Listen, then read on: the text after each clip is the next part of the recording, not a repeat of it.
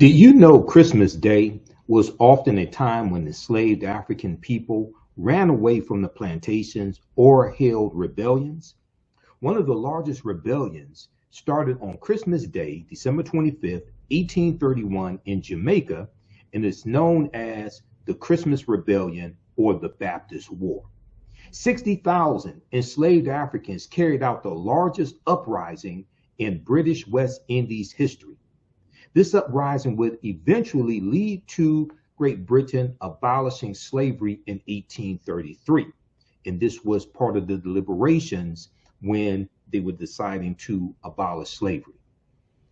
For enslaved African people in the Americas, the holiday season of Christmas was a time of both rare festivity and calculated resistance.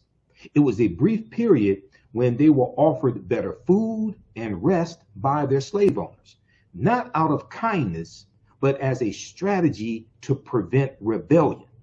Face to Face Africa has a great article that talks about this history. Now, Christmas also provided opportunities for enslaved African people to plot escapes and uprisings, highlighting the complex dynamics of life in bondage.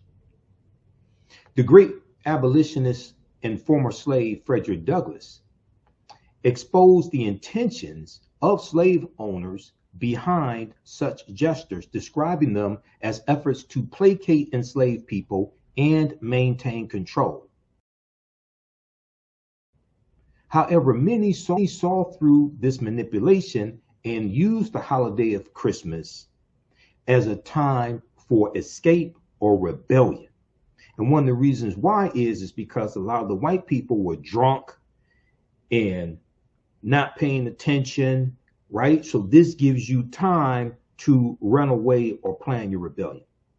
So what happened in Jamaica? Christmas Day, December 25th, 1831, 60,000 enslaved Africans carried out the largest uprising in British West Indies history. The uprising would prove a milestone on the road to emancipation. So the Baptist War or Christmas Rebellion in 1831 in Jamaica was led by a Black Baptist deacon named Samuel Daddy Sharp. Samuel Daddy Sharp originally organized enslaved Africans to participate in a peaceful general strike on December 25th, 1831, demanding wages and increased freedoms for enslaved African people. While nonviolence was intended, Samuel Sharp was under no illusions that the infamously violent planter class there in Jamaica, the white plantation owners, would respond in kind. The initially peaceful demonstration soon became a violent uprising, and out of a population of 600,000 enslaved African people, an estimated 60,000 took up arms to resist their oppression.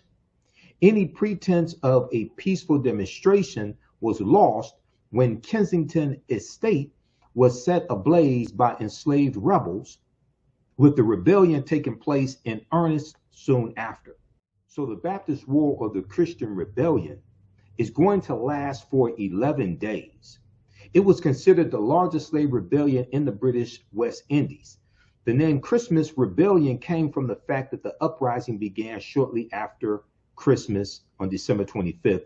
It was also called the Baptist War because many of the rebels were Baptists in faith. They were, even though they were slaves, they were followers of the Baptist religion.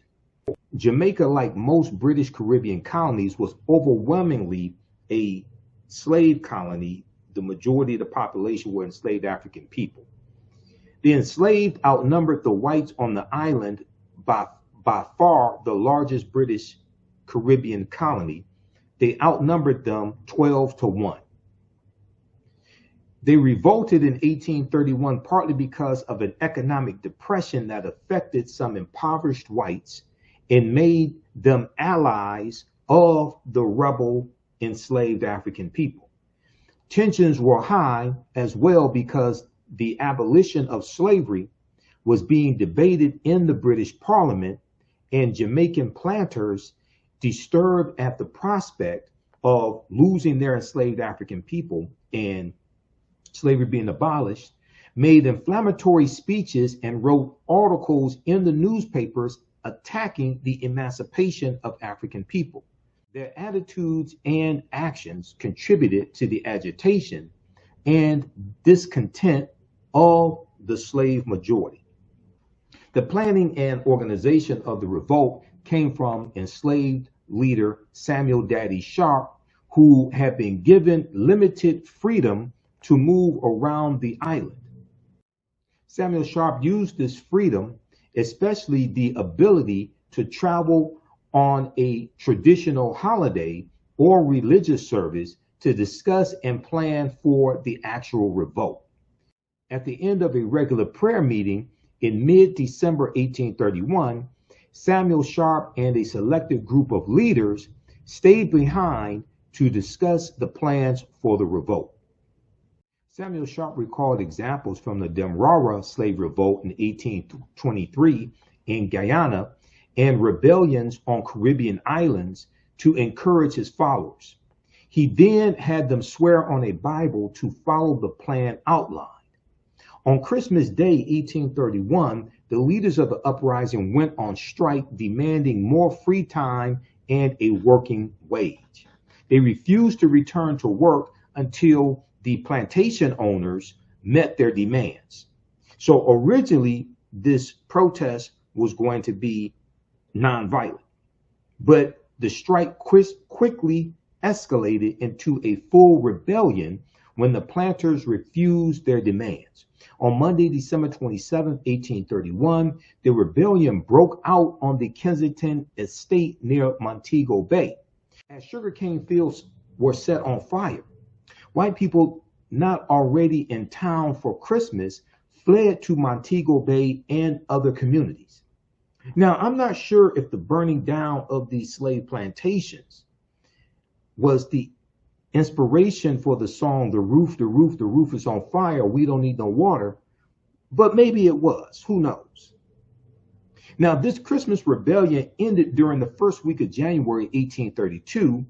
It lasted for 11 days. However, sporadic resistance continued for another 2 months as the rebels resorted to guerrilla tactics while fighting in Jamaica's mountainous interior.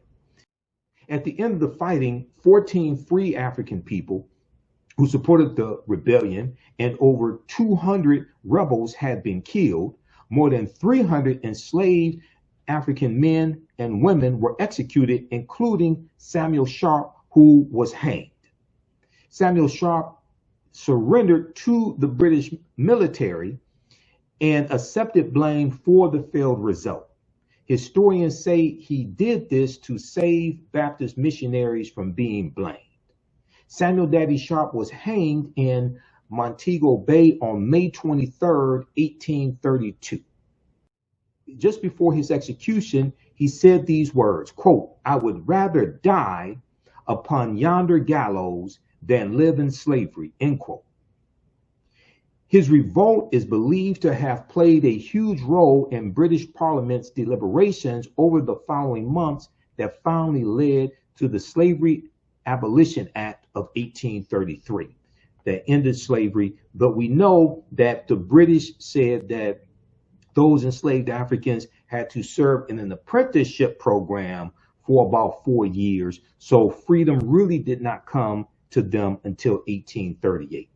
Samuel Sharp is remembered as a national hero in Jamaica with his likeness printed on the $50 Jamaican banknote. So what are your thoughts on this? Post your comments here on this video.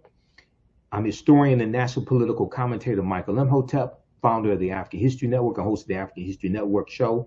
Check out articles from blackpast.org dealing with the Baptist War of 1831 to 1832. Also, the Jacobin has an excellent article dealing with the Christmas Rebellion of 1831, as well as face-to-faceafrica.com. Follow me on my social media platforms at the African History Network on Facebook and Fanbase, on YouTube and Instagram at Michael Imhotep, IMHOTEP. Watch the African History Network show on my social media platforms Sundays 9 p.m. Eastern Standard Time. You can support the African History Network, $ the AHN Show through Cash App and through PayPal, paypal.me/the AHN Show. We have all of that information at our website, AfricanHistoryNetwork.com. Watch me on Friday, 6 p.m. to 8 p.m. Eastern Standard Time on Roland Martin Unfiltered, where I provide historical and political analysis, and register for my online history classes on Sundays, 4 p.m. Eastern Standard Time. Ancient African Empires, the Moors, and the Transatlantic Slave Trade, 5000 BC to 1800 AD. Class starts up Sunday, January 4th, 2026. Remember, right now is correct. Wrong behavior is not over till we win. Wakanda forever.